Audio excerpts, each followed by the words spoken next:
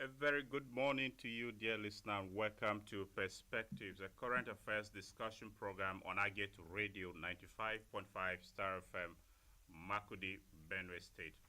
Today on Perspectives, we shall focus on the impact of the prevailing weather condition on crops and food security. There have been lamentations from a cross-section of farmers in Benue State and beyond that already cultivated crops are beginning to wither away, which they attribute to shortage of rainfall and other weather conditions. Incidentally, the beginning of this year we had rains which people were crying out already that it was causing flooding. And now with the shortage of rain being experienced, it is impacting negatively on aspects of farming. What are the factors responsible for this? And there are also allegations in public domain that the Nigeria Meteorological Agency NIMET had actually predicted there will be cessation of rains around August, warning farmers. Our research did not prove that, but we will get to interrogate all of the particular times so as to overcome this challenge that they are being confronted with. Recently, one of the farmers in Benue shared pictures and images of his rice farm that has withered away a large portion of it cultivated on a hectare that has withered as a result of the impact of shortage of rainfall. According to him, termites are also beginning to eat up the already withered rice. And if you go through the comments, many people came down the thread saying they have faced the same experience. We shall share all of that on this edition of Perspectives. To drive the discussion, I'm joined here in the studio by a professor of climatology who is a specialist on weather issues, a professor of climatology at the Benue State University, Makudi, Professor Bernard Tube. Welcome to Perspectives, Prof. Thank you very much. It's nice to be here again. Also, an agronomist, Makudi, Dr. Blessing Agada. Welcome to Agate Radio, Dr. Agada. Thank you for having me here. Also with us on this edition is a lecturer in the Department of Agricultural Extension and Communication at the Joseph Awantaka University, Makudi as well, Dr. Samuel Demenongo. Welcome to the program, Dr. Demenongo. Thank you very much. Good morning, listeners. My name is Nathaniel Nongo, welcoming you to this Wednesday edition of Perspectives. And if this is your first time tuning into the program, kindly be informed that it is audience participatory, broadcast from now to 11 a.m. And usually at 10 o'clock, we activate the telephone line for you to call in and also share thoughts with us on the subject matter we are discussing. And on this particular edition as well, later we'll be joined by one of the farmers who is facing this experience, has been affected. He will share the experience with us. He will join us virtually via the telephone. Basil Tionongo will be joining us from Boko. And you can also participate on the program, as I mentioned, by calling in on 0814-335-9292. 0814-335-9292. In the meantime, the line for text messages and WhatsApp chats, which will soon be activated as we begin the conversation, is 0912-699-9404. 0912-699-9404. Remember to include your name and where you are sending your message from. You can also log on to our website on www.agateradio.tv.com to listen to this program and every other content of Agate Radio. Download the Agate Radio and TV app from Google Play Store. Once you have it, it is a one-stop app that serves you to listen to the radio, read the newspaper, as well as watch the television online. On Radio Garden, if you have the app on any gadget at all, you can also listen to Agate Radio and all our social media platforms on Facebook, YouTube, Instagram, X, formerly Twitter. We are there on these platforms to serve you with our content. So do join us and follow the live stream of the program. Beginning with you, Professor Tube, have you noticed any change in the weather condition to warrant impacts on cultivated crops? Yes, I do. And this is what we always expect at this time of the year, which is the peak of the rainy season. We have a phenomenon called the little dry season. We call it little because it's an abnormal rainfall condition that takes place almost at the middle of the rainy season. That is why we call it a little dry season. Mostly it takes place between the third decade of July, which is the last 10 days of July, and then the first decade of August, which is the first 10 days of August. So this phenomena in Nigeria happen between latitude 2 to latitude 8 degree north. So it's not every part of the country that experience this weather phenomena. So, and the severity also differs. You know, here we are just between latitude 6 and 7, so it's almost at the tail end of the country, of the spatial location. So most years we don't experience it. We just observe it as a normal dry spell, probably when the little dry season is about less than a week, maybe 4 or 5 days. We just assume that it is a normal dry condition, because even in the wet season, it's not every day that there is rainfall. You know, so some years when we have a severe little dry season, that is when it's become a very serious problem.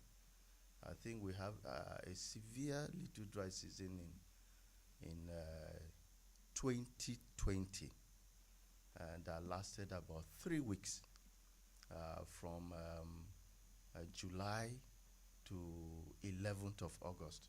It's almost the same thing. So we are having the same repeat issue. So what happens is that rainfall suddenly stop. All the indicators, climatic parameters, indicates that there is rainfall in the environment, but the rain could not, due to certain processes that takes place, preventing the rain to happen. You know, so once that happens, there is no moisture into the earth system. The crops that are already growing will be affected, because moisture is very essential in the photosynthetic process of plant growth.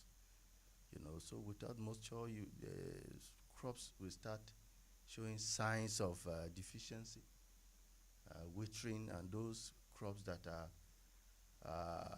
sown cannot grow because of the soil temperature will increase, and then it will have a devastating effect, especially crops that are just being sown or those that are just growing. So a little dry season will have a negative effect on those crops or those farmers caught in that middle of their cycle. But those who have just finished the one cropping season are preparing into another one. It is a welcome development, so that they will prepare, clear the ground, and then be waiting for the second segment of the season, so that they will continue their second cropping season. So to some others, mostly in the south and the southwestern part of the country, they enjoy it. It is only here that mostly the phenomena comes with a negative effect, because it comes almost at the middle of the rainy season. Okay, so we are in that time of little dry season, if I should use your phrase. Yes. We are experiencing it. We are just trying to face it out, because the change, the normal weather has resumed yesterday. All right. Dr. Agada, you are an agronomist. Help us understand the impact of this little dry season, especially on already cultivated crops. Thank you very much. You know, in the soil, right, there is a moisture content specifically for each crop.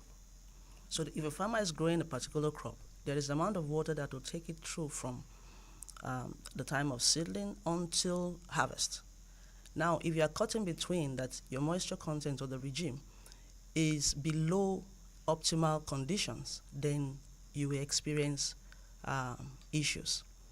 Aside that, the space between one rainfall to the next, just like Prof said, is a factor because the wilting could set in if the amount of water with respect to the field capacity, that the NPK, organic matter and all that.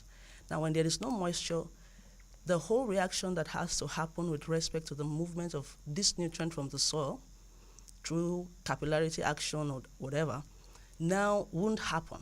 So you find stunted plants, you find wilting plants, and then the plant will try to manage this shock for some days, and once it can't anymore, you find the extreme wilting and dying off. So if you are caught in the middle, like with the first planting season, onto this particular time, you will have issues, just like we are finding now with the farmers. And that will affect the overall productivity because the plant cannot utilize the nutrients that is applied, which is a colossal loss in that you have lost with respect to the amount of fertilizer or nutrients purchased, and then the energy with respect to your labor, and all that applies to the loss that the farmer will experience.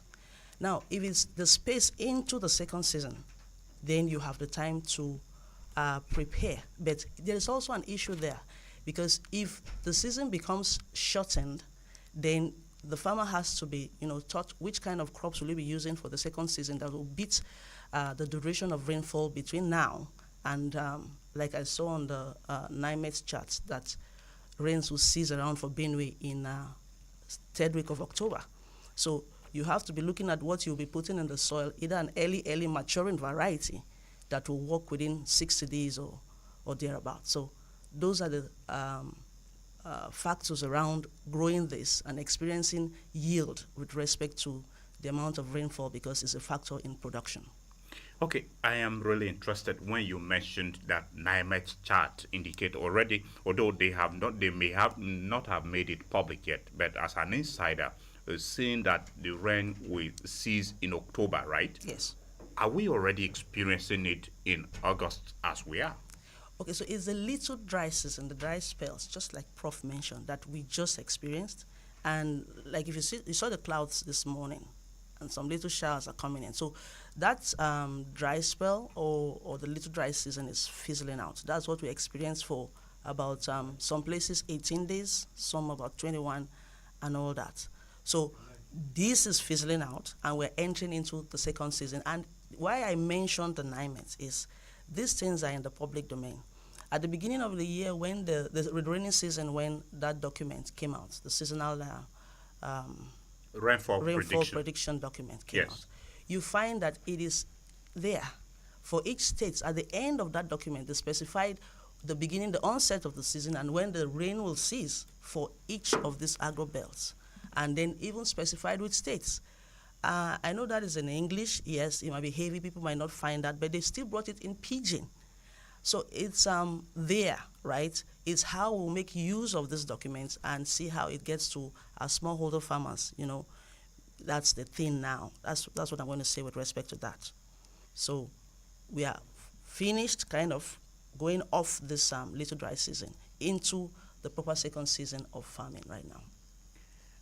Okay, Dr. Deminongo, as an agricultural extension and communication expert, is there anything the farmers did wrong from the point of cultivation that their crops are getting stunted and withered away at this time?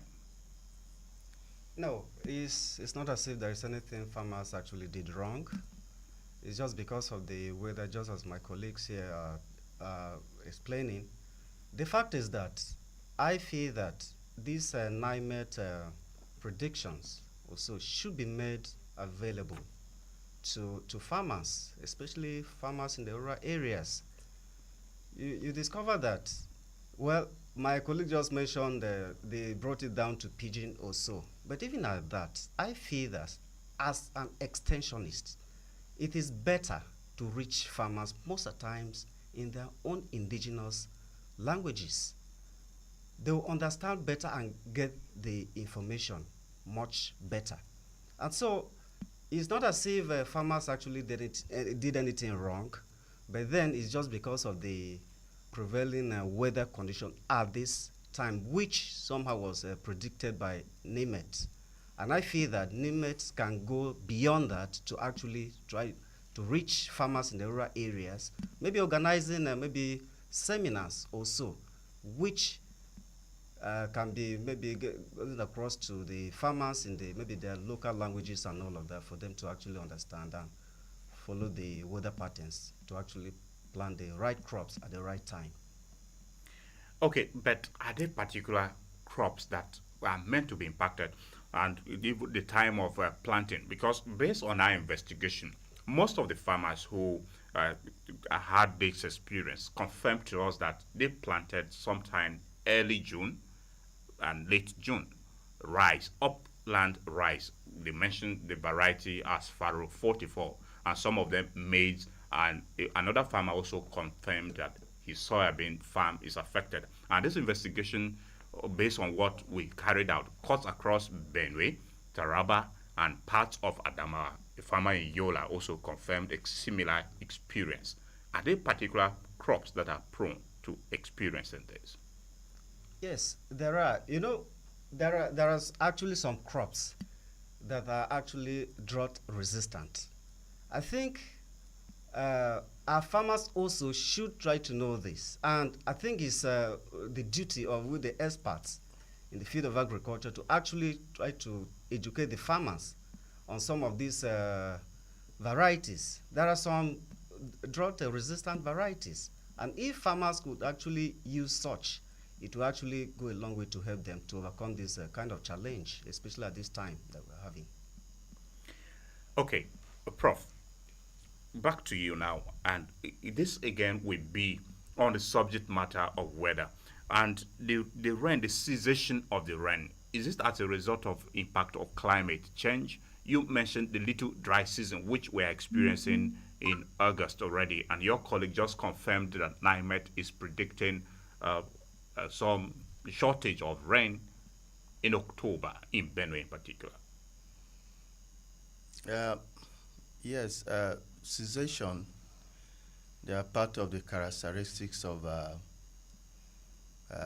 weather in our country. There are several of them. We have onset, we have cessation, we have little dry season, we have rain days, we have spurs, we have all those things are packaged, the bundle that make up the weather. So what NIMET predicts every year are some of the basic characteristics that affect agriculture and other socioeconomic activities, like the onset, the ideal time to plant, and then the cessation, that is the beginning of the cropping season, the onset, the end of the growing season, which is the cessation. Then we have the length of the growing season, which is the difference between the onset and cessation. Then we have the little dry season. So these are specific characteristics of the season, which are very critical to crop production and other socioeconomic activities. There is an issue there that I will want to add something. Madam has mentioned about the translation. This is the first time for the past, I think NIMET was a department as far back as 1967 or thereabout. So this is the first time that the predictions are translated into Pidgin, Hausa, Yoruba, and Igbo. So it's one of the remarkable achievements of the current DG, Professor Anozie. So we are hoping that more translations will follow. And then the issue of reaching out. The seasonal climate prediction is a public document. It was presented and made available. You can access it. And during the presentation, all stakeholders are involved. Commissioners of agriculture, and related ministry are involved. water And the resources document and that. is presented together with all the possible impact sector by sector. And it is left for government to step down this prediction in their state. We did it in 2021. I spearheaded that. Collaboration with the former UniAgric and then the Ministry of Agric and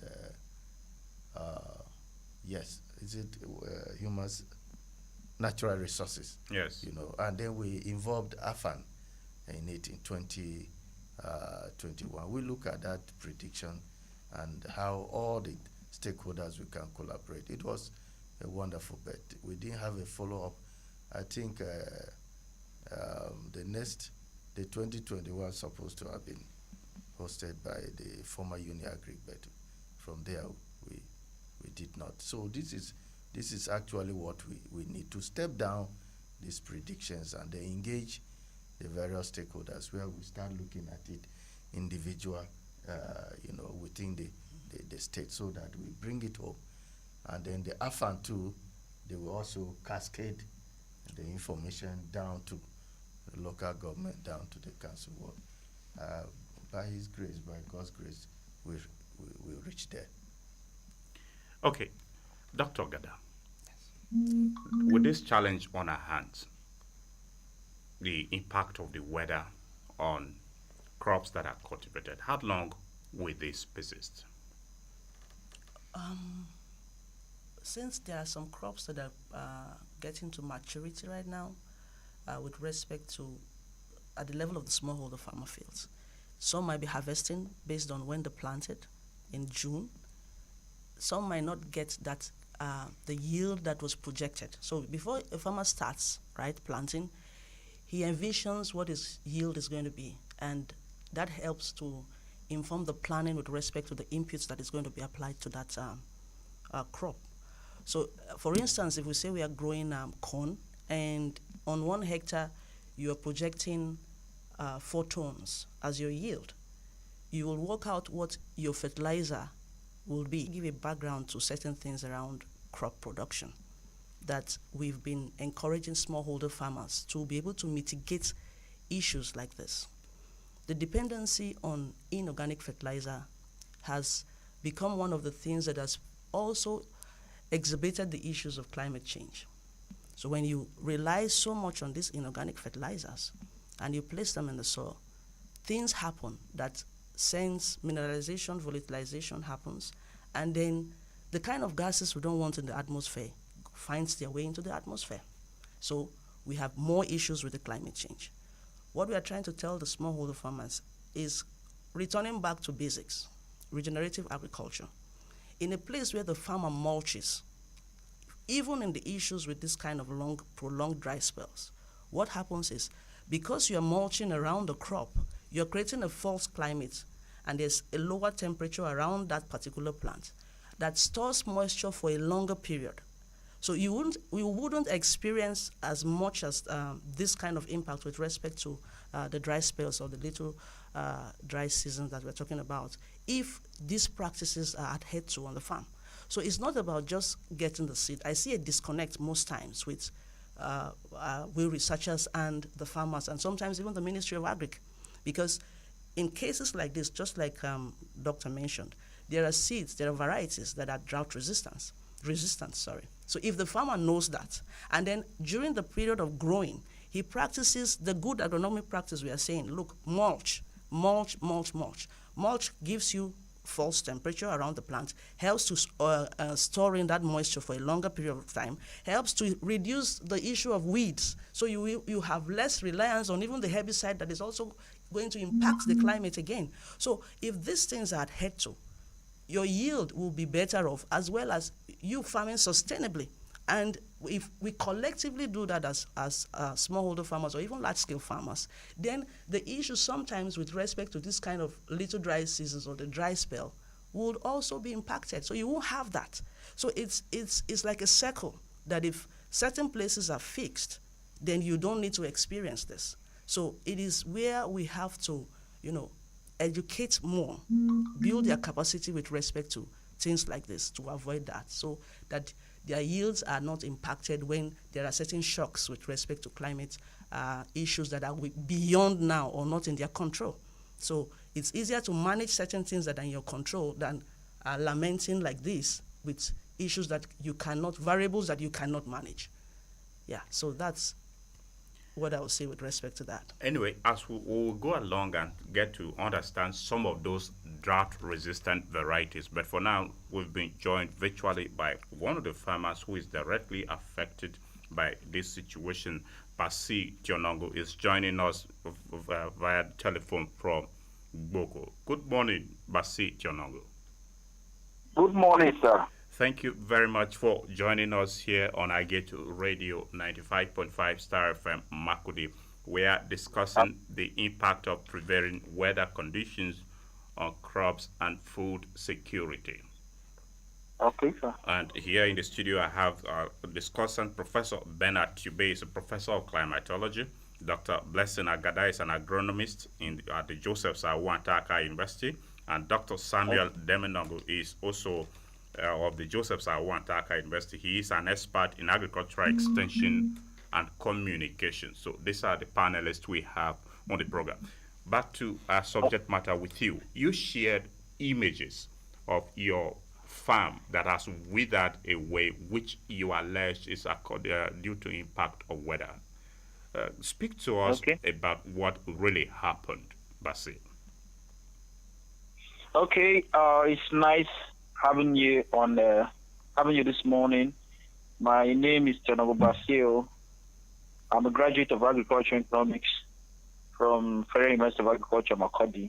Yes, and even this year was no exceptional.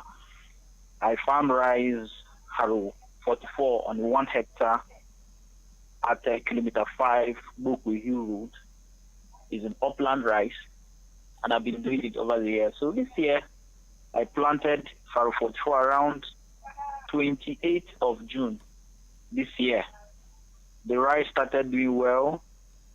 I also, after and I had 20 days, I applied herbicide for weed control, which started being effective. But all of a sudden, drought setting, even the weed could not die further because of lack of rain.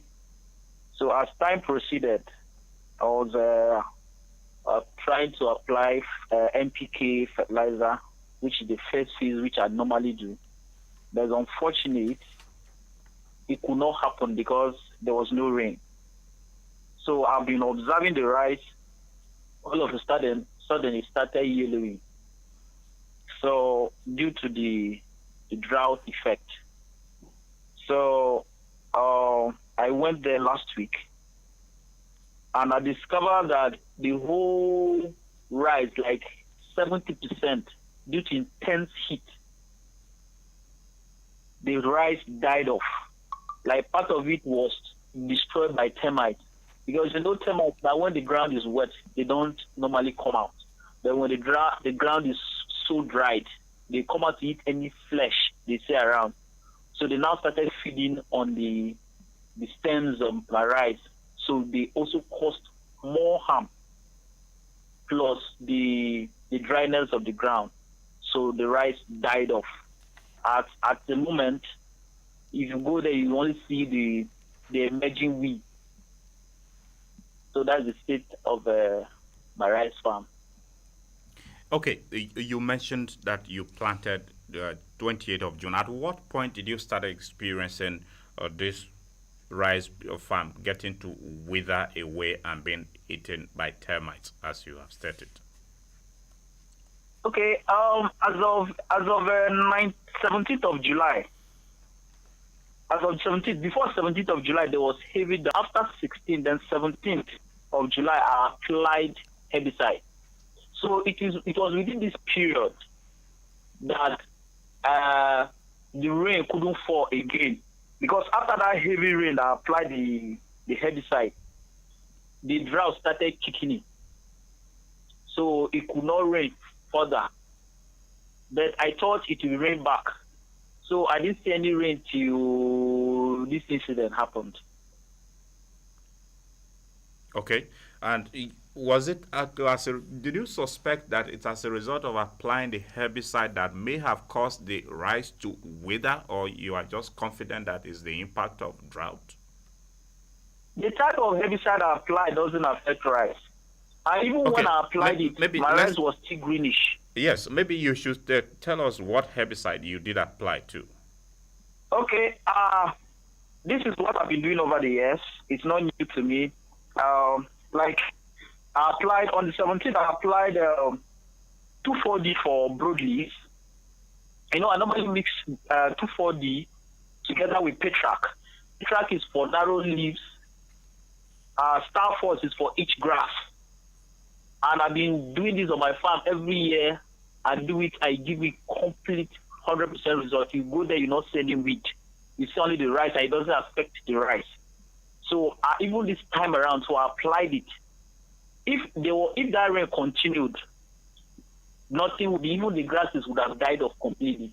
But it was lack of rain. You know, this herbicide normally work with water. They need water to function effectively. So it was because there was no rain. So I don't think that has a side effect. The herbicide has side effect on the rice. Okay, but it's not because my neighboring farms too, it has affected them. It is neighboring farms of same rice or other crops? Yes, neighboring farms of same rice, their rice too has been affected. Okay, now if I heard you correctly earlier, you said even with the application of the herbicide, grasses are growing while your rice is withering away. Why is it that your crops are dying but the grasses are surviving under the same drought condition? I maybe these grasses, their lifespan is how can I put it? They have a strong this lifestyle that they don't die off like completely. And funny enough, as I said, herbicide work on grasses effectively when there's water. So grasses have this lifespan that it dwells in any place it found itself, even if it was on rocks. So you have that strong lifespan that can grow anywhere. So by the time you apply a herbicide and there is no water to make it function effectively, definitely it won't affect the grasses. That's why if you go anywhere, the crops, their lifespan is not as strong as that. So you can't compare that of rice and this thing, grasses. Okay. Because they are nature. Okay, fine. Before we let you go, you mentioned 70% of your rice farm has withered, with just about 30% remaining. The 30% that is remaining, why is it still standing despite the drought and weather conditions as you have stated? Okay, the 30% that's remaining, that is the portion that is closer to the stream. And if you go there, you can even see the wetness of the ground. As I speak too, it has not dried up. At least wet at that area because there's a stream closer. So that stream, the wetness of the stream now is it doesn't affect the dryness, doesn't affect the rice. And if you go there too, it's the same herbicide that applied on the other side that applied there, but the rice didn't die. That aspect is doing well because it has at least moisture.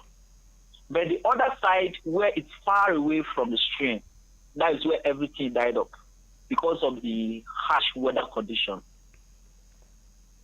And these termites that you mentioned are eating up the rice. Is it the leaf you used it previously?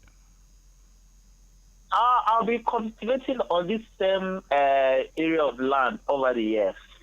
But initially, there will always be rain. I don't experience this much drought. So when there's no drought, the termite doesn't come out.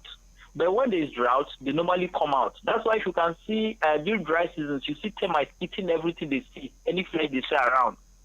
So it's the same thing applies. They assume now too is dry season, so they eat anything flesh. So that same place, if and about the eating, the question you asked me about eating the stem or leaves, they don't even eat the leaves. They eat from the stems down there, so that the whole plant is completely destroyed. If they had eaten the leaves, I would have, at least I will have hope that it will regerminate again. But the way they destroyed it, they destroyed from the stems. No hope except I replant. Except you replant. We pray that you find the wherewithal to replant and they should be rain. Thank you so much, Basi Tionongo, for sharing your experience with us. Okay, thank you, sir. Thank you. Have a great day. Okay, if the planting of replanting, is still capital intensive. After one has spent a lot of money, a lot of energy wasted, and even time, you still have to go back to the same process, of which the time has gone ahead. So all my plans of cultivation now, I'll be doing it again as if oh my God, it's so heartbreaking. And we understand there's no business or no endeavor that is without its hazards. It's part of the hazards of farming. Basit Yonogo is a farmer. He joined us virtually from Boko to share thoughts with us concerning his farm that has withered away, his rice farm. Thank you very much indeed, Basil. And as you listen along, I hope you will find solutions to your problem from our team of experts that we have assembled here in the studio on the subject matter. Okay, sir. Thank you so much, sir. Thank you, Basi. Have a great day. All right. Back to you, your discussants here in the studio. Dear listener, if you are just tuning in, by the way, the program is Perspectives on I Get Radio Security. And our discussants here in the studio, Professor of Climatology at the Benue State University, Makudi Professor Bernard Tube is with us. We also have an agronomist and lecturer in the Department of Soil Science and Water Management at the Joseph Sawantaka University, Makudi, Dr. Blessing Agada. Also on the program as a panelist is a lecturer in the Department of Agricultural Extension and Communication at the Joseph Sawantaka University as well, Dr. Samuel Deminongu. You can participate at 10 o'clock by calling in on 0814-335-9292, 0814-335-9292. And you can send us to be part of the live stream, and you may drop your comments there. Log on to our website on www.agetradiotv.com to listen to us and access our content there. You may download the Agate Radio and TV app from Google Play Store. I will begin with you, Dr. Deminongu. You listened to that farmer, the young farmer, who incidentally is a graduate from your own university. For a young farmer, a young person going into that endeavor and facing this experience, you listen to his experience. Is there anything striking that you find out of it, maybe an approach he took wrongly or what he can do to correct, and any other farmer facing such experience? Yeah, you see, the farming business is a bit risky, and that is why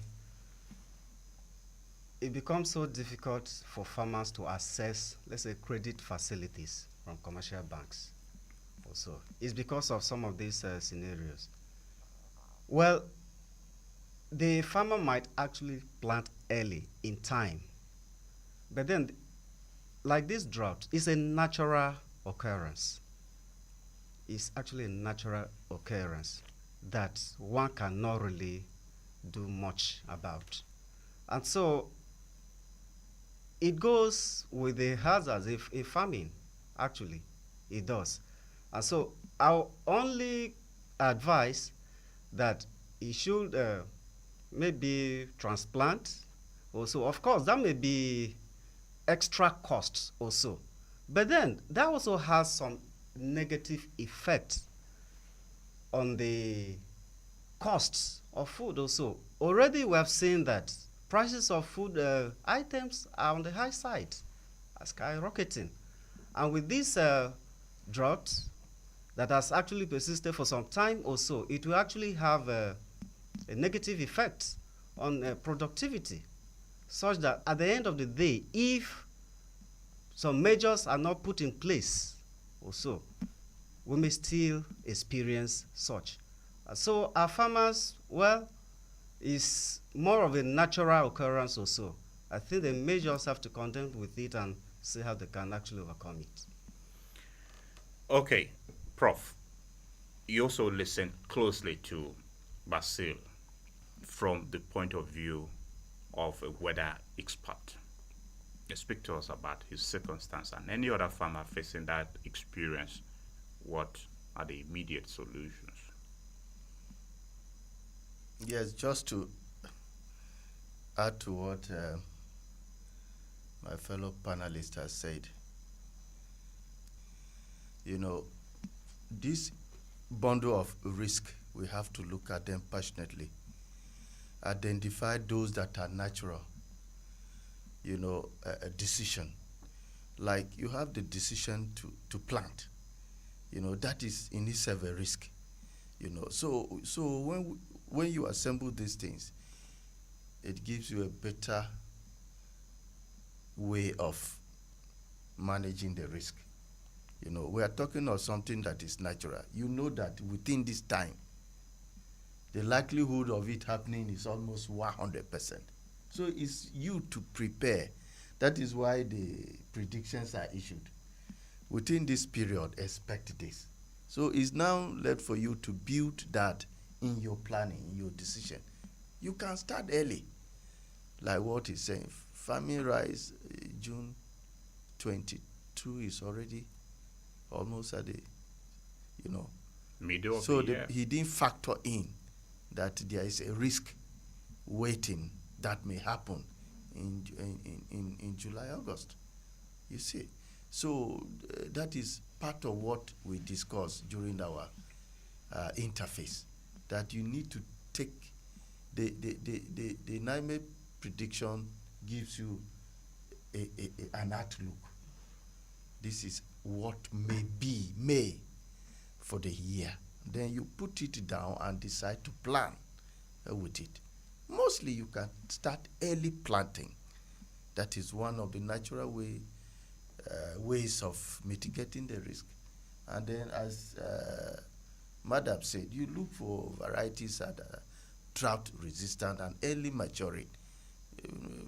Species of rice, I'm not an expert, but I know I found them, some are 90 days, some are 120 days. You know, so if you know that you have a risk at the middle of the rainy season, and you know which one, you know, to go for 90 days so that you can get your harvest quickly before, you know, the little dry season. So I think some of these things has to do with our own personal decisions and our inability to handle the potential risk that we may face, and that is why we are affected. Okay, Dr. Gada, the experience of Basil is one out of many farmers that may not come to public persons are also facing similar experience. You mentioned earlier about drought-resistant varieties. Using his own experience, what are those drought-resistant varieties that farmers can take advantage of? Okay, so before I go to the drought-resistant varieties, hearing him, Yes. I'm going to isolate certain things. Good. Now, as a smallholder farmer, I recall for Benue we had to do some soil testing, because if you heard him, he said the place closest to the stream, which definitely has more clay content, because what keeps moisture is that the soil has clay. Now, if your soil in the upland axis is sandy, there will be an issue. So the amount of moisture that will be retained after rainfall, after field capacity and all the draining happens, will be in short supply as compared to the area that have lots of clay. And that's why we say for rice that you are growing, before you even start planning on growing rice, you must check whether your soil has clay content to be able to retain moisture for you, so that even when these kind of spells come, you will have moisture for the plant to still survive pending when the next rainfall comes. So, and in case you don't have that, you want to still grow the rice on that kind of a soil, then we advise you to bond the field, which most farmers here don't bond. It's a big factor. I know I go around farmers' field. I know I've spoken to lots of them. They see it as labor intensive, but it's not something you do all the time. So when you have bonded your field, it's like walls you are building by. You partition the field like it's 1 hectare. Let me use this 1 hectare. Yes. He partitions it into 4 compartments. And then he builds wall. That also helps you to retain the moisture. It's like a small well you are digging there that will give you a buffer zone, kind of, before the next rain comes. And then in the instance where you have that, I know I posted something on Facebook recently, just before this dry spell, like, for whatever you can do as a farmer, if anything, please have a small pump on your farm. I didn't know this was even going to come and be this bad. Because, you see, what I've noticed with walking across the country, Nigeria, right, picking soil samples, analyzing for them, to give them a map with respect to you understanding your texture, is it helps inform the farmer what is it going to grow on that soil. Like for that area that is not doing well, rice shouldn't have been grown there.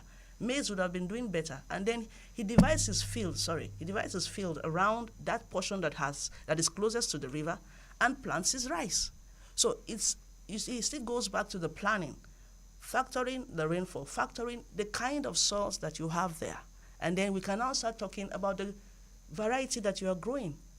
So you see, I'm not hurrying to the drought-resistant variety, because there are other pertinent factors that they have to also put in check before you even bring the seed to the farm. Otherwise, when you even bring this seed to the farm, we'll still be back to where we are because you have not done certain things. So it's a whole lot. Like for basil, what I would advise him, water settles there, and it will also help keep his moisture. I am happy that he has linked moisture to his herbicide application. He has linked moisture to his fertilizer, because when this is not there, the electrolyte that will start the process for the movement of the nutrients is not provided for. So those factors have to be in place. And I don't like to burden my smallholder farmers with names. So, but if they go to places to buy these seeds, they can tell them they are looking for seeds of 60 days. The seller or at the ministry, they know how to give what the smallholder farmer can retain to go to those kind of vendors to get those seeds. But it's easier to tell them that there are seeds for these days, there are seeds for this time, and you can put that. And they can find that easily at Banada or at the Ministry of Agric, where you know these kind of seeds are available. But before the seeds, as I said, there are other things that must be sorted out. Identifying what kind of soil, and there's a map to that. I know we've translated those documents into Idoma and TIF. We're about doing that for Igede or something. And it's available at the ministry also. I want to applaud and beg farmers. I know it's something you've been doing. You know, he said that he has been doing it. But when we say technology, when we say there are improved ways of doing certain things you've been doing over time, they also should reach out to the extension agents. We know they're not much for now, but as they go to get, what I tell them is, since you're going to buy fertilizer from somebody, that at least we've identified that one as a person that sells you fertilizer at the level of the local government. That is your EA, that is your extension agent. So don't just come there to get the fertilizer. Come there, talk with everything that you have as concerns, so he can guide you, because he's the one that we have left documents for that can pass that information to the smallholder farmer. He's the middleman between the researcher and the smallholder farmer. So that is what I will say around the issue of basil. If he can quickly isolate that area now, since he may not have a pumping machine, and bond the axis, the areas that have the rice growing, let's concentrate and get yield that will be will help alleviate his suffering with respect to the loss he has gotten already on the 70% loss on the other side, because whatever he's going to do there now will not salvage much, since it's already dead, and he doesn't have more pumping machine to pump water to that axis. So those are the things he has to, for now, as a quick intervention, bond that area. I know I won't say he should mulch because it's rice, because if he bonds and moisture is above, he won't even need to do any other application of herbicides, and the fertilizer that is there will be able to help that crop grow to maturity and yield for him to benefit from that axis. Okay, we'll still take the subject matter of drought-resistant varieties, but Yes. as you mentioned, Basi also stated that part of his plan is to transplant. Would that be an immediate solution to what you could be doing? Maybe I thought by transplanting from a nursery bed to would that work for him and any other farmer facing this kind of situation? If he could isolate those, because transplanting too agriculture is time-based, really time-based. So when we say from a nursery to the farm field, we want it to live there at the most between 14 and 21 days. I may not get what his nursery bed is right now, but if he's transplanting to a dry place, then how will it work? So his transplanting right now will have to be an area that has moisture. Otherwise, we will still suffer. And then as he's also doing the transplanting, please, Basil, if you can hear me, add the bonding. The bonding helps to prevent for any other shocks with respect to rainfall, either dry spells or anything that may happen still. So transplanting for me is the place having moisture where he's transplanting to. If he's not having moisture, there's no need to transplant right now. All right. So, Basi, I hope you are listening, and every other farmer facing this kind of situation within Benue and beyond should benefit from this. We'll take a breather, and once we are back, our discussion will continue. Stay tuned, dear listeners.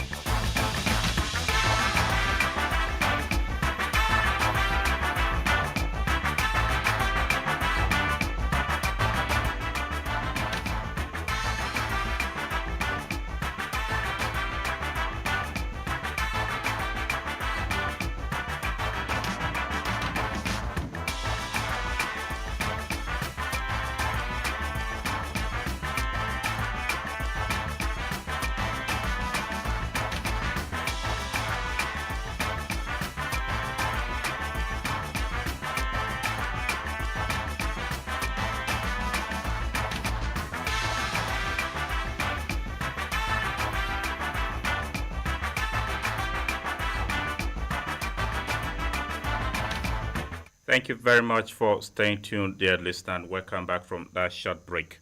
And if you are just tuning in, this edition of Perspectives, a current affairs discussion program on Agate Radio, our focus is on the impact of the prevailing weather condition on crops and food security.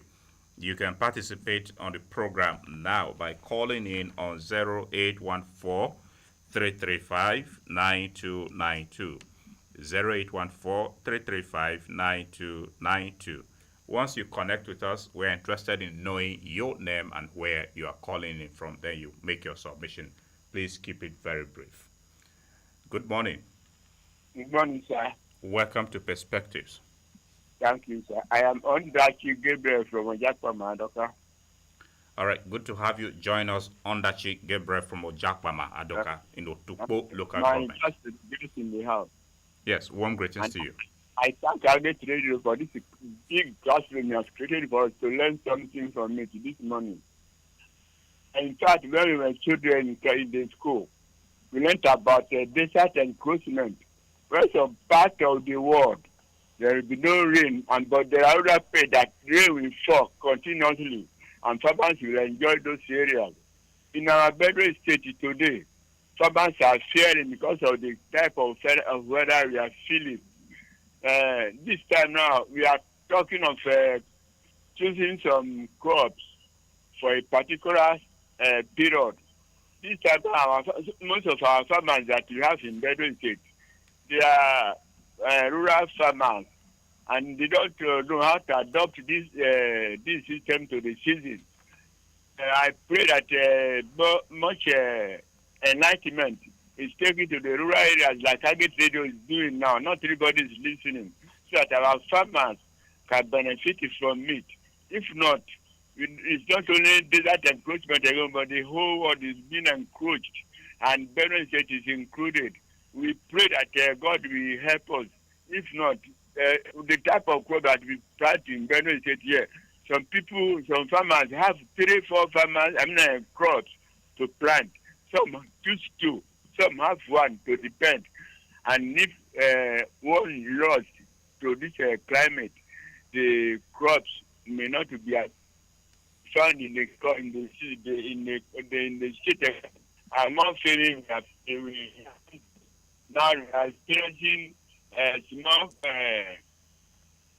like what I have to say, we are experiencing something that is not good for our head. Okay. And if another one comes again, I think it is going to benefit to us. All right. So the farmers should listen to us, and then the government can help us by sending the messages to these rural areas so that they adopt to it. All right. Thank you, sir. Thank you. Thank you very much, Andachi Gabriel. Anyway, our sensitization is already out, and we believe farmers will benefit from it the same way you have found it interesting. Good morning. Hello. Good morning. Good morning. Thank you for joining us on Perspectives. This is Kwaza Vincent calling from North Makode.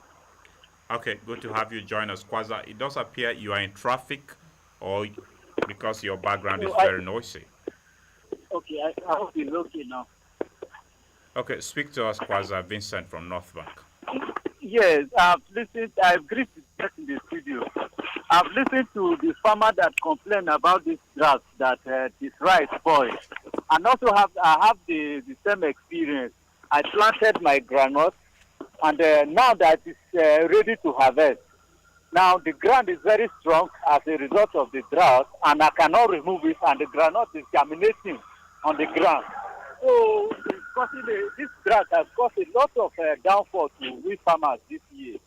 And I have applied fertilizer before the last rain that fell. I applied fertilizer on my farm, and the drought has continued now, and the ground is dry, and I don't think the fertilizer will now work in that my rice farm again. So the drought has caused a lot of setback with the farmer. That is why I want to share the same experience as the farmer. Thank you. Thank you very much, Kwaza Vincent, for sharing your experience with us. Thank you. It does appear it's not just rice farmers that are crying. Kwaza Vincent is saying his groundnut farm is also affected. And anyway, let's take more of these engagements. Good morning. Hello, good morning. Welcome to Perspectives. Hello. Unfortunately, lost connection with that caller, but the line is still open. Let's engage with more callers. Good morning. Good morning, sir. Welcome to Perspectives. How are you, sir? I am fine, thank you. My name is Professor Moses Ogbaji, Commissioner for Agriculture, Benue State. Thank you very much, Professor Ogbaji, for joining us. Yes, I want to greet all my friends in the studio there. All of them are my close friends. Yes. Are you with me? Very well, sir. We're with you. Okay. I want to comment on the phone call from Boku. I think some things may have gone wrong. And one of them is one, the wrong use of herbicide, 2,4-D, is banned because of this unpredictable results by that chemical. 2,4-D is banned. And I'm sure that he applied it at when the dry season spray had started. That is one. Then there is termite problem on his farm. He should have tackled it. So what am I saying here? The problem on this farm may not only be due to drought, but my divisional agriculture officer is going to take a look at this farm and report back to the ministry. Now, I want to say that farmers should make efforts to insure their farms. It's a small money, but when something happens, you will get all this thing back, what you have spent. The little money you have spent as insurance, you can do that. Then there are drought-resistant varieties. Since I had this privilege of doing this work, I've been emphasizing the use of improved seeds instead of grains that many people have been using for farming. Let them approach the Minister of Agriculture. We have land chunks of improved seeds, all crops, drought-resistant ones, early maturing ones now that farmers can plant. And then finally, please, we should make efforts to team up and irrigate our farms, even using small pumping machines. If I was the owner of the farm, I would have made efforts to even hire a pumping machine to pump water from the nearby stream to the farm. Okay. And the results would have been different. Okay, Commissioner, we are glad to have you calling on the program. Before you go, we'll take a few questions from us. 2,4-D, Right. you mentioned, is banned. Is it banned in the market? And if it is banned, why is it still available in the market in Benue? That is a problem, but it can give undesired results. So that chemical has been banned for long. It's no longer used as a herbicide. It's banned. And those people there can confirm it. 2,4-D is banned. It's not supposed to be used because it has a negative effect sometimes, effects that you cannot predict. Okay, that's noted. You also suggested insuring farms. Yes. Are there platforms for that that your ministry has championed to making available for farmers to get their farms insured? No, there's Nikon. There's national insurance where you insure your farms. Nikon, you insure your farms. They have where you can insure your farms. Very little money, and then when there is a disaster, they will come and clear everything for you and pay off everything. It's that they are available. Anybody can go with farm insurance schemes. They are there. Okay, and then lastly, on the issue of improved seedling, have you made it available? You only mentioned it's available in the ministry. Farmers are supposed to every farmer can walk to the ministry and get the seeds, or is it your duty to get it across the farmers, Commissioner? Please, what is in the ministry is that we have all types, varieties of seeds that we call it. We have sorghum, we have soya beans, we have maize. You come, what is the price in the market? His Excellency, the governor has subsidized it to half of the price. That is a subsidy. So if it is 2,000 in the market, you come and pick 2 kg for 1,000. That is what the seeds that we have now are subsidized. They are not free. All right. So that the program is sustainable. Okay. We must thank you very much indeed for calling in and sharing the thoughts with us, Commissioner for Agriculture, Professor Moses Ogbaji. Yes, sir. Thank you very much, sir. Have a good day. You too. Thank you. All right. Commissioner for Agriculture, Professor Moses Ogbaji, we are happy to have you call in and share thoughts with us. We hope farmers will benefit from that. Good morning. Good morning, sir. Welcome to Perspectives. Yeah, my name is Mike Gardi. Good to have you join us, Mike Gardi. Where are you reaching us from? I'm calling from Gardi Layout. In Makudi? Yes, in Makudi. Good. Go ahead, Mike. Yes, my contribution is on the issue of sensitization. You see, what they've said in the studio here is great. It sounds good, but I don't think this can be if the people in the village can be able to get this sensitization. So I encourage that they should also make it extensively, that it will go and reach the communities, the villages where these people will understand and know what this is all about. Because most of us grew up understanding that this is rainy season, this is dry season. So when these things come up, they are supposed to know, so that they will know that, okay, this is dry season, or this is rainy season, but these things can happen. So let me not farm now and wait until when this thing is over. Okay, Mike, could that be all from you? No, and secondly, number two, I just heard the commissioner said a particular chemical was bound. We're just hearing that on the radio now. And that is the advantage of this Agate radio program providing the platform. So he mentioned it. So we also asked a question, and I'm sure you listened to his explanation. We will come back to that to discuss it, shed some light on it from the discussants too. Okay. Thank you, sir. Thank you, Mike. Thank you very much. Mike Gadi, your concerns, we'll dive into that because Basim mentioned it, and that's okay. Hello, good morning. Okay, Uave Benedict, logo 2 in Akbehe, right? Yes. Okay, go ahead, Uave. My regards to the guest in the house. Good to have you. I would like to comment on the issue of sensitization. I think there is an easy way in which farmers rate this. Yeah.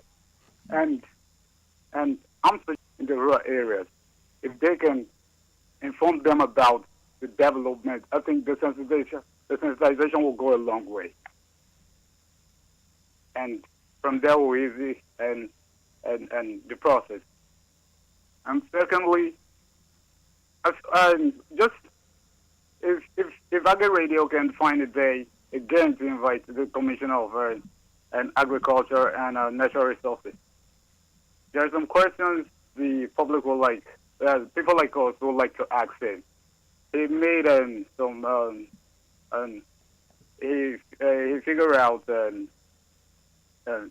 some things there that I would like to ask some questions about. Okay. Anyway, yes. Thank you, Benedict. I believe that could be all from you. Whenever the commissioner is willing to have an interface with us, sponsored, why not? We are open. For today, we are providing a free platform. Our platform is for government and every person to use it and get the people sensitized. I believe that Agate Radio would do that for us. We have done this again and again, and even today we are doing it. Thank you very much, Benedict, for calling in. You're welcome. Thank you. All right. So the authorities are listening, and we hope the ministry will be willing to engage with farmers, and as they have questions more to get to hear from them. Good morning. Yes, good morning. Morning to you. Welcome to Perspectives. Yes, Iburuteneng is calling from teaching hospitals at the moment. Okay, that's Benue State University Teaching Hospital. Yes, very correct. All right, Iburuteneng, yeah. Good to have you. Personally, I think the Ministry of Education should do better, because should the farmers know about these weather forecast, climate change, they will brace up for the drought that came. Ministry of Education. Are you me? Yes, did you say Ministry of Education? Sorry, Ministry of Agriculture, rather. Sorry. Okay, fine. Yeah, they should have meet with the weather forecast, the climatologists, to tell the farmers, okay, you should dress up for the drought is going to come for so period of time, because I saw that on the internet as at yesterday. So that is one. And number two, I really want to ask, the difference between these genetically modified products and these are improved varieties, are they the same? Because I keep hearing that most of these genetically modified products have some harmful effects. Some of them have some carcinogenic properties in them. That is what I want to ask. If the GMOs are the same with this improved variety. Okay. Thank you very much, Igirutenenge. You're welcome. Thank you. Well, the subject of GMO could be another one for another debate. When we come back to the discussion, we'll be willing to speak about it briefly. Good morning. Hello, good morning. Morning to you. Welcome to the program. Thank you. I really appreciate the guest in the studio. Yes, we appreciate you too. I'm Engineer Augustine Eke calling from North Bank. Augustine Eke from North Bank. You are close to your radio set. This is not your first time calling in, so you know our rule. Once you connect with us, please move away from your radio. Is it done now? Its volume. Is it done now? Speak to us, Augustine. Okay, what I want to say is about professionalism.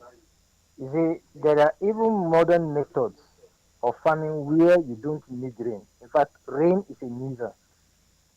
If you go to Israel, they farm inside house. Their farms are completely covered.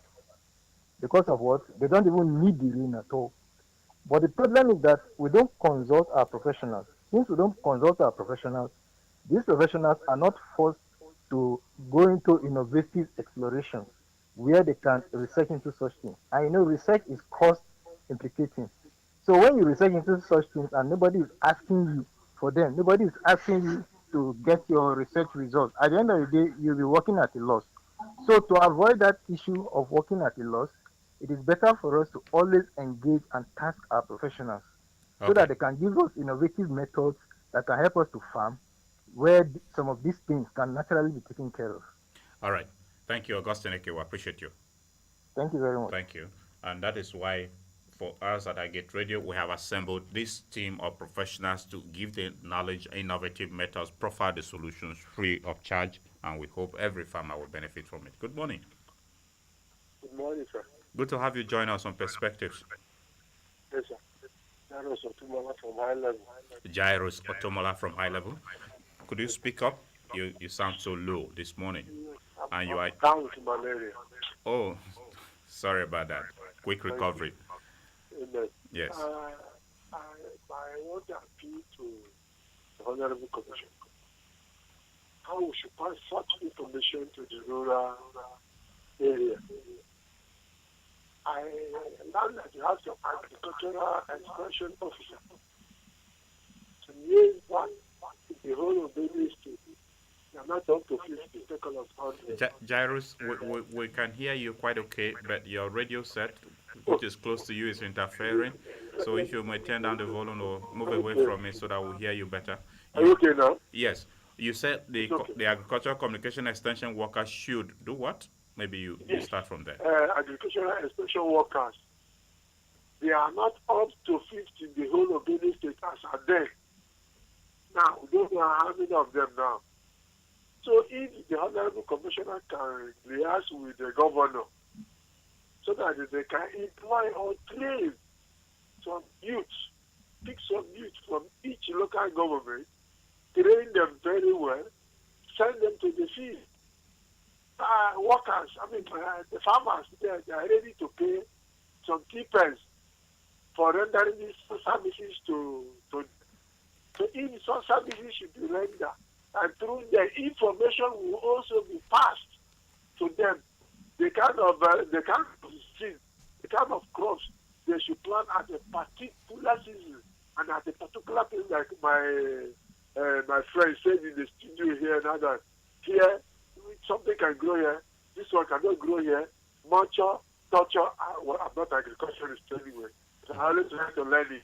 So through these agricultural extension workers, such information can give to the workers, to the farmers, and it will help. So please, I'm strongly, I really appreciate the commissioner. I'm also appeal to him to please liaise with the governor. Thank you, Jairus. Thank you. Them, all right. Them, thank send you. them out without such work. Thank you, Jairus. Thank you very much. Thank you. The commissioner is not our guest on the program today. He was only a caller. And anyway, we hope he's listening, and whatever suggestions farmers and Benue people are making, he will get to hear. Good morning. Hello, good morning. Morning to you. Welcome to Perspectives. Yes, my name is Sebastian, calling from Unad. Okay, Sebastian. Sebastian who? Yeah. Hello. Sebastian Aluga from Unad. Okay. Speak to us, Sebastian. Yeah. Yeah. To me, I really want to appreciate the commissioner for him having a time to go on a radio program. Not every big man that will do that. For him to do that is very encouraging. Since he's ready to hear from people. And I just pray that God will give him wisdom to take farmers because he's hearing from the farmers. And issue of that ban, the chemical they are banned, please, if you help us send a committee or something to go inside market and check. These people are still selling this thing. So as he can still send people to go in and do this thing. And I appreciate Agri Radio for all the program. May God bless. Thank you. Thank you, Sebastian. We appreciate you. Thank you so much. All right.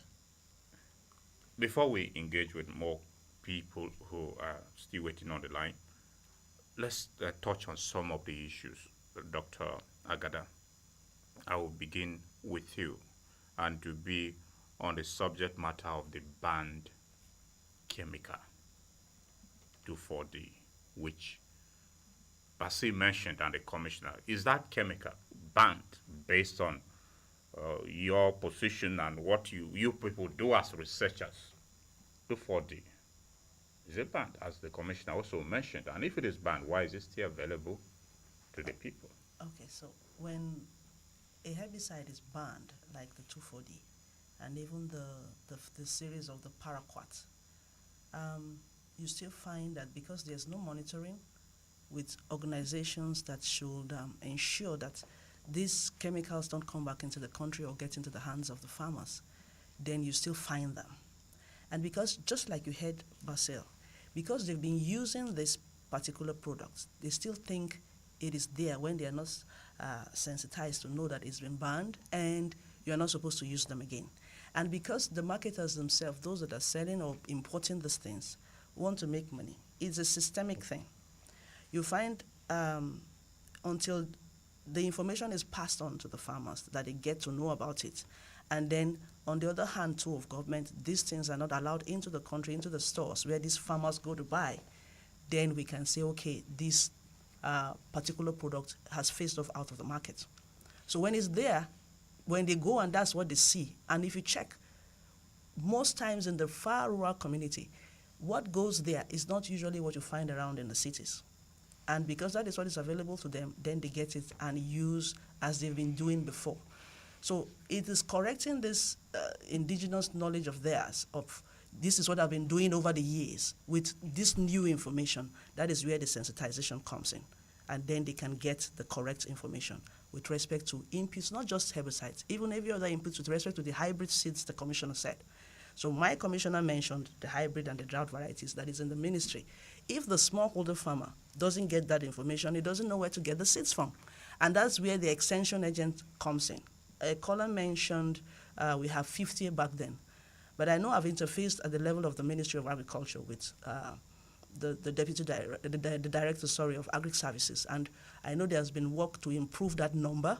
And we also, under the USAID Feed the Future project, worked with students, our SciWis students, to serve as extension agents. That project is still ongoing. We saw that there was a dearth in that area because you can have all this information at our disposal at the level of research institutions or at the ministry, and it doesn't get to the smallholder farmer who is the end user. So who takes this is the extension agent. And that's why we're also building that area, building capacity around extension system, whether private or public, to be able to get this information, the right information, to the hands of our smallholder farmer. Now, sorry, quickly to the engineer that mentioned sophisticated systems regarding Israel. We are isolating audiences here. If you are dealing with large-scale farms, you're dealing with medium-scale farms, or you're dealing with smallholder farmers, there's a whole different ballgame. Now, will the smallholder farmer have the money to set up this kind of system? No. He doesn't even have the money to dig a well in his farm.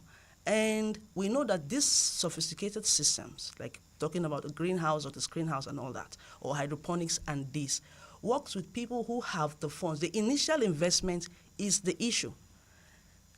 Just like the Honorable Commissioner also mentioned, when you begin to farm at the level of cluster, it is easier to be able to rent a pumping machine to pump water or to do things at the level of a group. But when you are an individual trying to isolate a smallholder farmer and then you want to sell him information around greenhouse gases or sophisticated system, then I begin to fault that. Except you are saying, put these guys in a group, get a cluster around a particular crop, and then you give them the training. First, you build their capacity, because I still go back to Prof's initial submission about planning. These agricultural processes with respect to production or through the whole value chain, it's time-based, even to the inputs that are applied. So it still comes back to us isolating first. What's our audience, smallholder farmer in this instance? We plan, and then we let them know, build their capacity around this, with respect to sensitization in the level of their languages. I mentioned here that we had to also translate documents to Idoma and Tiv, and had focus groups like farmer field schools under the FAO system, where you go to these people and then we ask them, how do you even want this information to reach you? Because we could also decide something And the end user will say, that is not how I want to get it, and he will not adapt that practice, that change that you're bringing. So it's a whole lot, and that extension doctor is here. Yes. That is his area of specialty. Do you understand? Very well. I'm in agronomy. He's in, and then we sit at the table, brainstorm, and find a solution to this, because it's not, we cannot isolate one angle and try to fix it from that point. No, we will not get the desired end goal. It has to be a whole complete look at the whole system to get this solved. So, all right. Yeah. I will also request you to touch briefly on the poser raised by Igbiru Tenengi over the difference between genetically modified crops, GMOs, as well as improved varieties. Maybe by improved varieties here, I don't know whether he was referring to the drought-resistant varieties we're talking about, but between GMOs and improved seedlings, I think that's what he was referring to. Okay, so my specialty is not seed, but at least I can touch this too. Okay. And then that's the area where the Honorable Commissioner comes in, because that is his own crop breeding and all that. So you see, when he mentioned the hybrid, he also said this drought resistance. These hybrid seeds are an improvement on our local seeds that we have before now. So let's say we had the seeds we've been planting, forefathers planted and hand down, those our that they will hand the seeds to dry, and then they're passed on to generations and all that. Now, the hybrid seeds were built, raised, let me use that word, from a cross between these local ones and certain characteristics that they wanted to add to. Either it could be the drought resistant to a particular disease or something. So that's how the hybrid seeds came about with respect to the different crops that we have. Now, the GMO is another dimension to this. GMOs they tend to mutate certain characteristics and add some forcefully, and you have these seeds. I don't want to, it's not my strong area of specialty, but I know I've read them. And before a seed comes out to a smallholder farmer to be used, it has to be tested across the different agroclimatology. So for these hybrid seeds that we are talking about now, that's the normal hybrid seeds that I'm mentioning, they've been tested and it can be released to the smallholder farmer based on where he's staying. So I might be telling a farmer to plant a variety knowing that your rainfall, length of rainfall is between this and this for this belt that you are living in. So the seeds I will recommend to a farmer in Benue will be different from those that I might be saying for somebody in Niger State. So that has to come into play with these hybrid varieties, because they are nutrient dependent, highly nutrient dependent, and will not as much as resist any small form of shocks with respect to water and other things as compared to our traditionally local varieties. So those are the things. So there are characteristics that you'll be bringing in. The local varieties tend to lodge. You don't want that lodging, that's bending and all that, because it grows very tall. You kind of stop that, take out that trait, and put a different one in the hybrids. But for the GMO, it's a completely different ballgame. And I don't know whether they've been tested across this agroclimatology, because we hear about the telomeres and all that. So it is still, I would say, a question mark on that for me personally. And there are two different things. GMOs, hybrid, two different things. All right. As if I knew, because I had already told Tenenge that this is a whole different subject matter from our discussion. But maybe one of these days we can get experts to interrogate between the GMOs and the improved varieties, the hybrids. Mm-hmm. Dr. Demenongo, our callers, most of them raised issues about reaching the grassroots with the right information. But before I land on the question, let's take a few more calls. Many people have been waiting on the line, and I will come back to you shortly. Good morning. Hello. Hello. Good morning. Yeah, good morning. Good to have you join us on Perspectives. Yeah, this is Agatha also Paul at Achusa, Backup Baptist High School. All right, Agatha also Paul from Achusa. Speak to us. Yeah, I really want to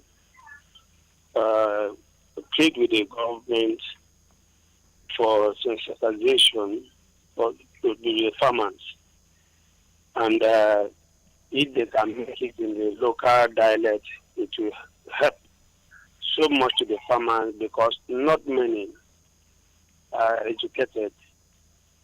So I need the government to sensitize them either by town hall meetings with the farmers during dry season to educate them much about season to plant, to harvest, and all that.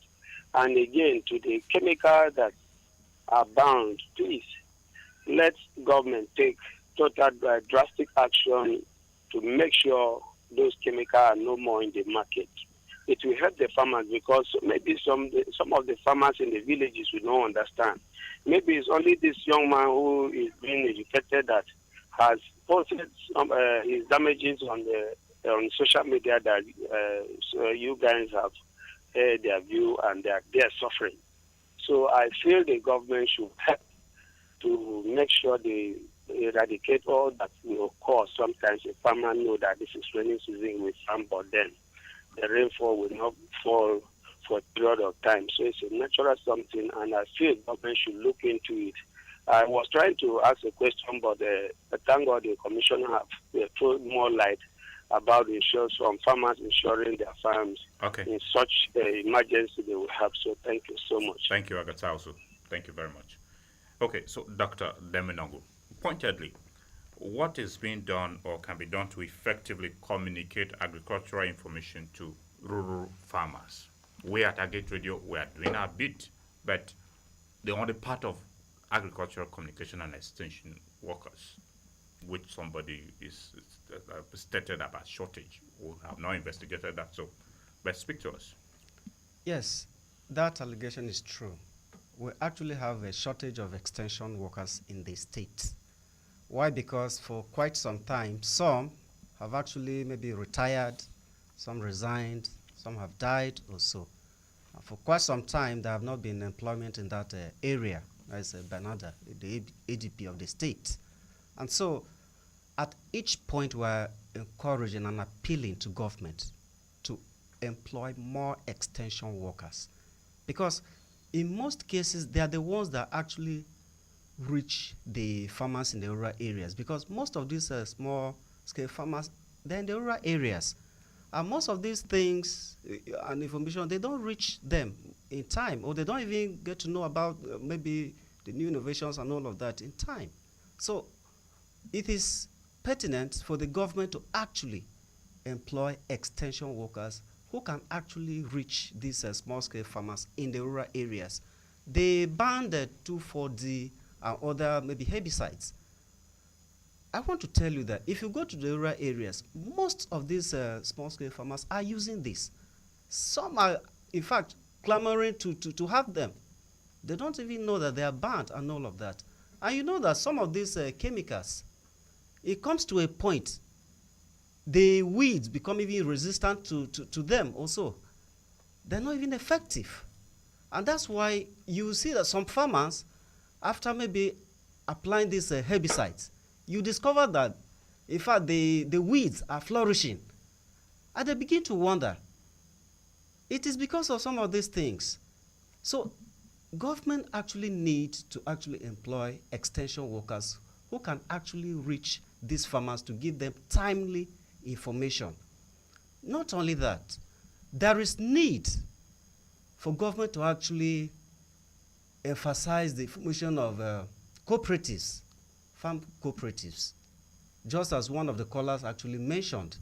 Because with the formation of those cooperatives, it becomes easier for even the government, through the extension workers, to actually reach farmers, to educate them on some of these farming practices.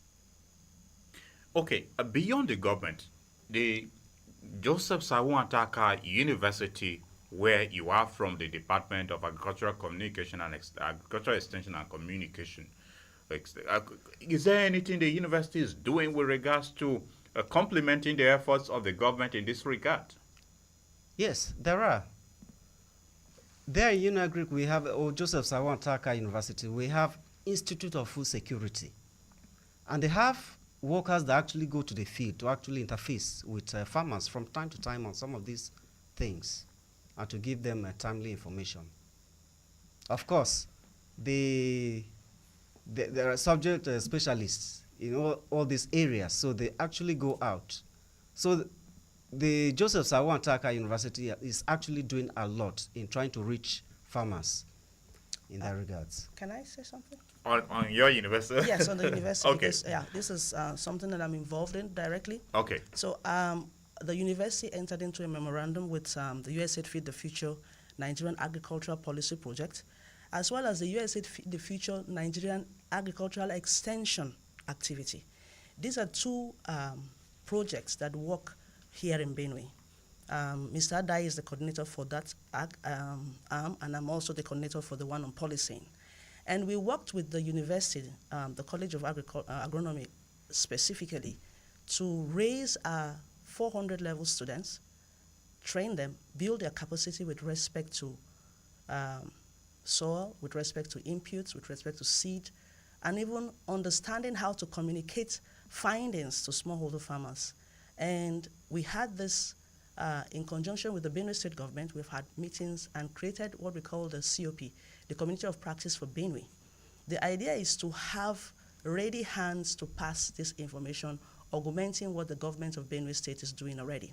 And I remember at that meeting, the Honorable Commissioner, through his director, mentioned that even at the level of the state government, they had employed about 300 new extension agents to augment what they had before now.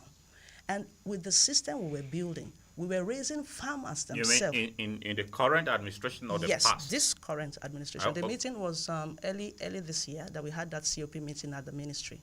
Okay. Yes, so in this current administration, I know the DG of Bureau was also in that meeting, and he was given these facts that they had employed about 300 persons. I don't know who these 300 persons are. So I was also reporting from the point where under this project, who were also aiding from the side of private extension systems, that we are also bringing our students. And one of the students, or two or so, presented at that meeting explaining what they've been doing with smallholder farmers, passing on this information. So this is also a support. And I know also within the USAID agricultural extension activity, the model is every cluster of farms, or the cooperatives, as Dr. Demina mentioned, becomes an extension arm, so that in case you are looking for certain inputs, in case you want to lease, let's say, machineries to even work, or seeds, they put you in the place where you can easily access hybrid seeds, easily access mechanized equipment to aid in their working. So these all together work in tandem with the Benue State government to aid this area that we had identified as an issue with extension service, with Joshua Sawantaka University championing that cause. Okay, yeah. Let's take a few more calls. I'm very happy to be part of the program. Thank you. The issue of may we know your name and where you are calling us from first? Okay, I'm Peter Tena from North Bank. Peter Tena? Yes. Okay. Speak to us, Tena. The issue of this 2,4-D, the ban is not because of the effects on the crops. The ban is because of the high persistence of the chemical. When you spray the chemical, it stays long in the environment, and it has a side effect on human health. Okay, Peter Tena. Yes. Are you speaking to us from the point of view of an expert in chemicals? Let's get to understand you clearly so that we'll convey the right information to public domain. Yes, I'm speaking in respect of a toxicologist. Okay. So the issue is because of the side effect of the chemical. You know, it's a cancerous, and it has a cancerous effect. It causes cancer. So when you spray the chemical in the environment, it goes to stay long in the environment. It doesn't dissolve easy. So it will now absorb back by crop. So when taken by human, it will have effect on human health. So that was the reason for the ban of the chemical. Okay.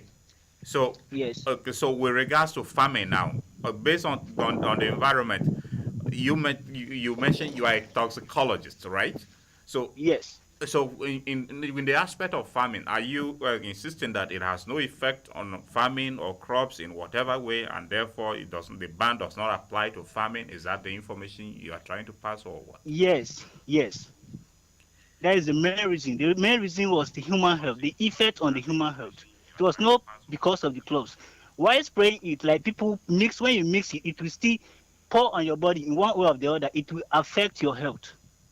So that was the reason for the ban. All right. Thank you very Yes. much, Peter Taylor, for sharing the information with us. Yeah, Thank you. thank you. Thank Welcome. you. Anyway, that's also a subject matter which is worth investigating on its own. And maybe. Can I just quickly say something to that? Let me take one more call briefly before we come back. Good morning. Hello, thank you, sir. This is Engineer Ike calling again. Engineer Ike, we are going to be limiting our callers to calling only once so that we can allow other persons Please, the sorry, let me opportunity. just put this on finally. Please. The local government should have research centers as well, or All right. research coordination offices. That's just what I want to say. Thank you very much. Thank you. Thank you very much. Okay. Dr. Agada, Yes, briefly. Yes, with the herbicide thing he mentioned, it's not just about health. You know, the one health thing that we talk about is it starts from the soil. The crop that the farmer is going to, the end users are going to eat, is from the field. We say farm to fork, right? So if you are putting anything on that crop, and the time frame that it stays, whether it's on the soil itself, because it's affecting our microorganisms. So it's a collective thing. Before an input like herbicide is banned, it's not just to the human aspect is like the final. It starts from the plant itself, the microorganisms in the soils that are going to die, which are supposed to help with decomposition and all that. So it's a whole lot, not just isolating the effect on human. You have to look at the effect on the soil, the effect of microorganisms in the soil, the effect on the human being that is spraying, the effect on the plant that is going to also absorb it, and then how long it stays in the plant that it comes as the food that we're going to eat. It's also looked into before these things are banned. All right. So it's a whole holistic issue, Yeah. and not just, okay, thank you so much for adding to that. So let's take a few messages and then we'll come back.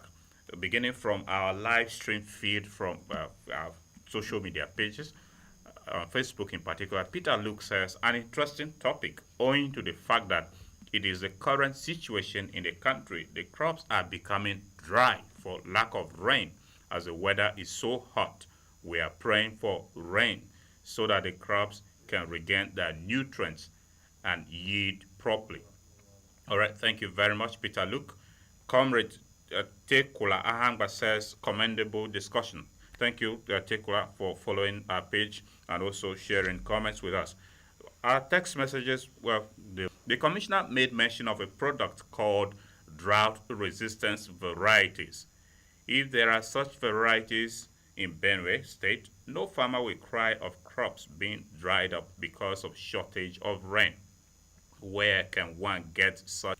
So you may follow up Ministry of Agriculture and Food Security. So he was categorical on that. So that is the information. Good morning, Nathaniel and your guests in the studio. I do not know much about farming, but thanks to your guests for sensitizing me on how to farm.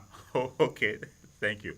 However, the Nigerian Meteorological Agency should give farmers proper information about rainfall to avoid loss. Vincent Akko from Wadata in Makodi.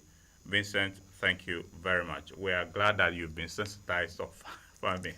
The intention was not to just sensitize on farming, but to look at the impact of the weather, prevailing weather on farming, on crops and food security. And that leads me to you, Professor Tube. Earlier on, Tionongo mentioned how his rice is withering, but the grass is surviving.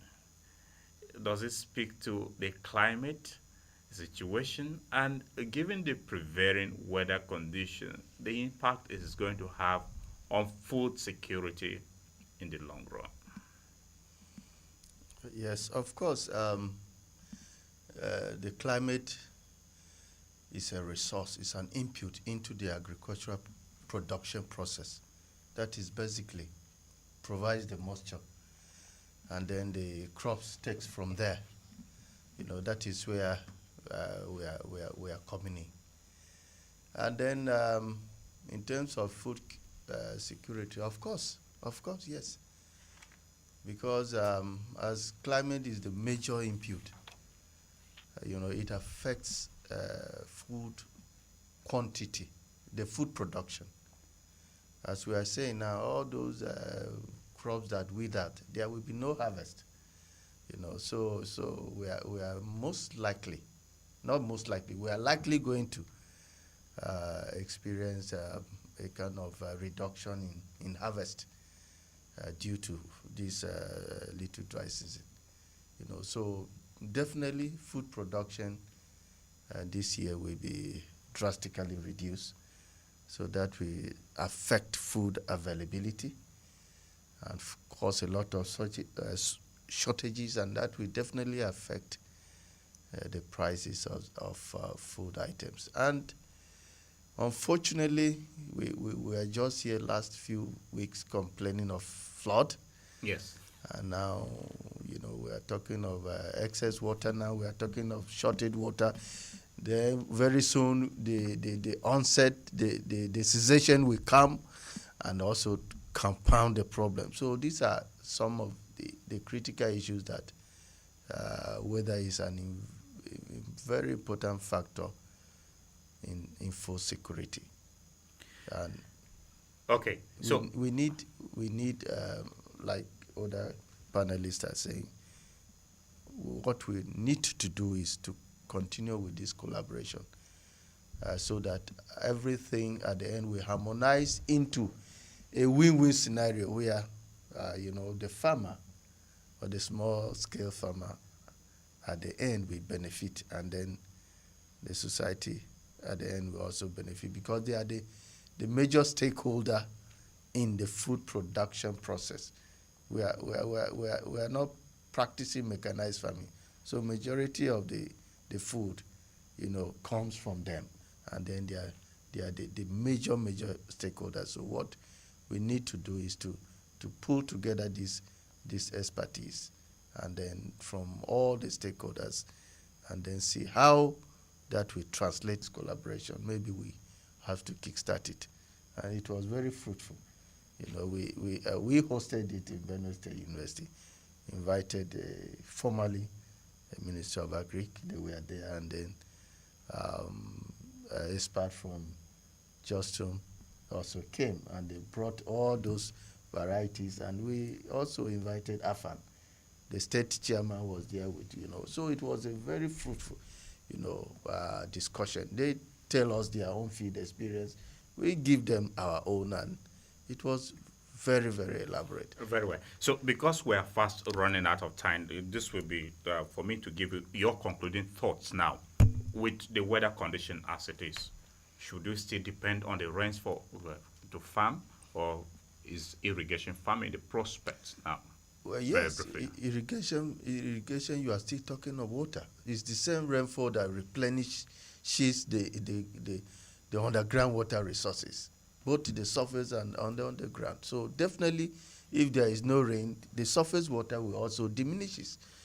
So that is it. But that part also should be encouraged, the irrigation farming, so that it will complement the rain-fed farming.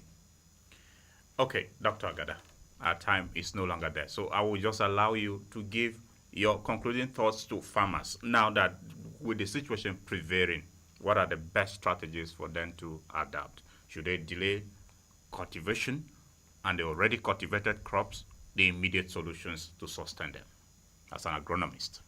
Yes, for the next cropping cycle, they should delay it for like a week. I will advise that. Let's see how the rains goes before they start this next cropping cycle. And before they do that, the planning that we mentioned and getting the seeds, just like the commissioner said, the hybrid seeds from the ministry will be also a factor to consider before they engage in the second season farming. Now, with respect to the previous season, that's the one that is about to close, the first season farming, I will advise mulching if they can, if there are things around. Mulching. Yes, let me explain what mulching. Yes, it should be for certain crops, like specific crops. Yes, specific crops. Yes. So because the physiology of each crop is also different. Yes. Yes. So we have to consider which crop you're growing and then adapt the mentioned. You may have to wait for some small moisture to be able to pull that. Otherwise, you can, if you start pulling when the ground is this hard, he may lose his groundnut seeds. So it's peculiar to each crop. Given the advice now, is not a one feed all for since the crops that they are growing is different. And then I will talk about irrigation for the people growing rice. It has to be your plan B. And I've seen, like in Nigeria, where I worked under the MasterCard project that I handled, the skill of digging these tube wells, I know I'd mentioned that even at the ministry, is something we don't do here. Now, if your land is in a Fadama axis, that's lowland area where there is moisture, residual moisture is what we call, you can do the tube wells. It's about 13,000 naira to dig one. And when that is done and you have your pumping machine, whether there is a dry spell or not, you will survive through and even give it leverages on the farmer to be able to do dry season farming because you have water. So I will advise the clustering, which they have started, I know about that too at the level of the ministry, because it's easier to work, as I said, in a group, in a cluster than an individual, because the purchase of this may be too much for the smallholder farmer. So clustering to work together and then finding a way at the level of state. This is, I know I've mentioned this in a couple of fora, that we need to train our young boys to know how to dig this tube well. It is business. If you go to the Connaught in Niger and Kano, you see them digging these tube wells towards the dry season to get water downwards. All right. Yeah, so it's something we should look at. Okay. Dr. Demenongo, your parting words very briefly. Okay. I will encourage farmers actually to form cooperative societies, because the cooperative societies in themselves too are sources of information. And it becomes easier, more so that we have a shortage of extension staff in the state. Also, by the time they form cooperatives, it will be easier for them to actually maybe disseminate information among themselves pertaining to new farming practices. So I encourage farmers to actually, especially the rural farmers, small-scale farmers, to actually form cooperatives in order to access agricultural information more easily. Okay, and this is where we end today's edition. Professor Bernard Tube is a professor of climatology at the Benue State University, Makurdi. He joined us here on this edition, which we discussed impact of prevailing weather conditions on crops and food security. Thank you very much, Prof, for coming on Perspectives. Oh, it's a pleasure. An agronomist and lecturer in the Department of Soil Science and Water Management at the Joseph Sawan Taka University, Makurdi, Dr. Blessing Agada. We appreciate your time, madam. Thank you very much for having me. A me. lecturer in the Department of Agricultural Extension and Communication, also at Joseph Sawan Taka University, Makurdi, Dr. Samuel Demenongo. We appreciate you for your valuable insights on this edition of the program. Thank you so much for having me. Dear listener, I hope you were able to find the information useful as the weather subsists, and we hope that your farm will survive. Join us again on Friday for another edition of Perspectives. My name is Nathaniel Nongo. Have yourself a great Wednesday ahead, and I'll see you on Friday. Goodbye.